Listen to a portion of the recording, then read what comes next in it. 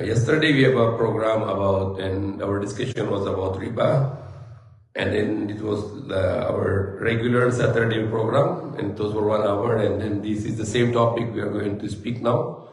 And Allah subhanahu wa ta'ala said in the Quran, O you believe, give up the riba, which is due, if you are really believers. And if you will not do it, then take the notice of war from Allah and His Messenger. So yung riba, or yung bibigyan ng pera sa utang tapos balik, dagdag, or patong, that's called riba, malaking kasalanan, para ka nang ginawa mo ng war with Allah subhanahu wa ta'ala. Sigurado hindi ka pwede mapunta sa paraiso sa kabilang buhay. Dahil sabi ng Prophet Muhammad sallallahu who give the riba, who pay the riba, then who write the riba, and who's a witness on the deal of the riba, lahat sila mapunta sa impyerno. So it's a big sin, and it is destroying the world today because of the riba, the system of the riba, or the banking system. The people in the world are poor. The poor people are very poor because whenever there is an interest on the money value will become increased, and then the people will put more profit because they are paying interest, so the things will become expensive. If the things will become expensive, then the people have less buying power, and the people will not buy, then there will be no sales, so people will not be having their more employees because they have no good sales. And if there is no good sales, they will not be giving the orders to the factories, so there will be no production. And there will be no production, then more people will be jobless. So because the interest will be increased, the value of the money, and when the money will be expensive, then the product will be more expensive because you have to cover up the interest you are paying to the bank. So you will sell the products more expensive, and when you sell the products more expensive, and then the people have no power to buy them, and when the people cannot buy them, then there will be destruction in the market. People cannot have good sales. When they have no good sales, they have to remove the people from their jobs, and they cannot order to the factories, and the factories will not produce the more products, so they have to cut the jobs. People will have no jobs anymore, and there will be no more production. So that is the system of the economy which is destroyed by the interest. Like in recession in America and Europe, what they did, they bring the interest back to zero. They bring the down interest to zero. Even today in Japan, in USA, in Switzerland, the interest rate is zero, and that can revive the economy. Even in the Philippines, if the government will make the interest rate zero, the people will get a good economy here. But in fact, the Philippines has very high interest rate. Pakistan has almost 25% interest rate from the government. In Saudi Arabia, the interest rate is very high. Middle East, all Middle East, interest rate is very high. Even Turkey, the interest rate is very high. Allah make the warning that Allah will destroy the interest. Yamakullahu riba yurbi sadaqat, and Allah will multiply the charities. Destruction of economy because of the interest. Even the time of the Prophet ﷺ, no interest was allowed, and it was cursed for people who are doing interest. Because the money should be always be interest-free, so money will be low value, it is not expensive, hindi mahal yung pera dahil walang patong. Kung may patong, maging mahal yung pera. Kung mahal yung pera, wala na yung lakas ng tao na bibili ng bagay. So kung hindi benta, wala na yung trabaho, yung tanggal sa trabaho. So maraming jobless. Kung walang benta, hindi na order sa pabrika. So pabrika, wala rin job, tanggal sa trabaho. At ganun din yung cycle na chain, bawas na bawas yung ekonomiya dahil sa interest rate, okay? This is happening in Africa, in whole world, in Asia, in all the countries of the world. Because of the interest, the economy is destroying. That was our topic yesterday.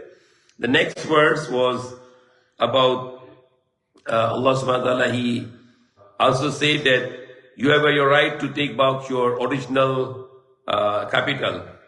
You can get back, ano yung utang mo, you can get it, but walang patong, walang interest, kahit piso, kahit maliit na bagay, no?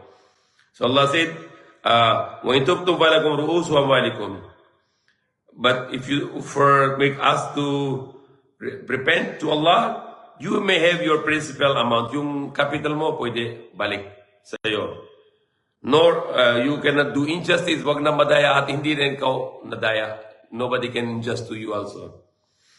And if someone in hardship, then delay the payment. Okay, kung may mahirap siyang bayad sa'yo, give them time to pay. Don't force them. Huwag na pilitan. Babayad ka na yun kahit wala ka ng pangbayad, bayad ka na yun. No. You give them time, Allah is saying, order of Allah, give them the time, easy to pay. What does that do? When you give away for charity, okay, no need to pay back to me, I give away for your charity. Then Allah said, it is better. It is the best. In kuntum ta'lamun, if you only know that how Allah will give you a reward for if you forgive and you not get back your credit, okay, you have a hardship, okay, don't pay me back anymore. Then Allah will give you the great reward for this. وَاتَّقُوا يَوْمَ تُرْجَعُونَ فِيهِ إِلَى اللَّهِ ثُمَّ تُوَفَّى كُلُّ نَفْسٍ مَا كَسَبَتْ وَهُمْ لَا يُظْلَمُونَ.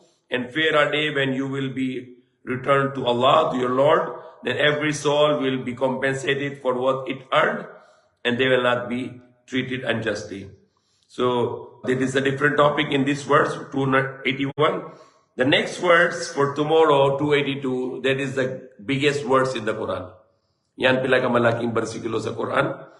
It's very big. It's almost one page. If you open the Surah Baqarah, verse number 282, it is the biggest verse in the Quran. Isang page. Buong page isang verse lang. One ayat lang. One ayah. And that's talking about the credit.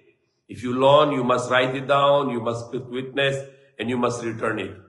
So it is how important the loan, the debt that you must pay. If you die without paying your debt, then you cannot go to paradise. Even the Prophet Muhammad hindi siya na magdasal ng salatul janaza na isang tao na hindi na bayad niya na yung utang niya, yung debt niya. Okay? So that is a very important that you must pay everything. Obligation upon you, you must pay everything because it is how important yung sa Quran. Pinakamalaking versikulo sa Quran tungkol sa yung credit and paying back. Allah ordered here that you should write it down and you should have a witness so you'll not forget it. Two witness for that and then write down yung katib will write down your loan, you borrow, you give somebody, but without interest. Walang patong. So that is ayah for tomorrow. There is two ayah for the same topic, for 282 and 283, which is related to the credit. When you pay, when you give loan, you write it down, magsulat at magsaksi. Dalawang lalaki. Or pwede isang lalaki, dalawang babae na yung saksi. O pwede apat na babae yung saksi. For the deed of credit, the deed of loan, but without interest. And then the 283 is related to that if you are traveling, an example, and also it's mentioned here of your loan, you mortgage something. Okay, sangla. Okay, if I cannot pay, then that's my thing, belongs to you. But walang patong, that's haram yung patong. Example, somebody bring document to you, the property, and then he borrow for you 1 million, and then if you say I cannot pay, then this property belongs to you. Okay, that's pwede. But kung benta mo yung property mas mataas kaysa 1 million, then you have to negotiate with him the properly because you cannot get more than what you loan. Either you buy it, okay, you can cancel the deed of mortgage and you ask, okay, how much you want to sell because you cannot pay me. Then you can just buy the property to cover up your loan. And then the last three verses are the very important, very good verses, 284, 285, and 286, which will be on the next day, inshallah, which is the very beautiful verses of the Quran. May Allah guide us. Ameen.